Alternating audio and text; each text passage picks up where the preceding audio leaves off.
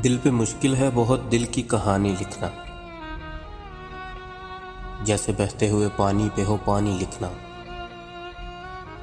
कोई उलझन ही रही होगी जो वो भूल गया। मेरे हिस्से में कोई शाम सुहानी लिखना।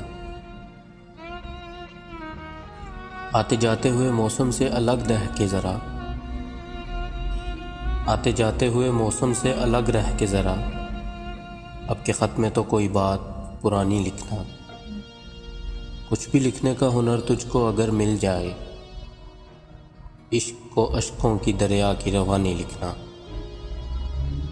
इस इशारे को वो समझा तो मगर मुद्दत बाद। इस इशारे को वो समझा तो मगर मुद्दत बाद। अपने हर ख़त में उस रात की कहानी लिखना।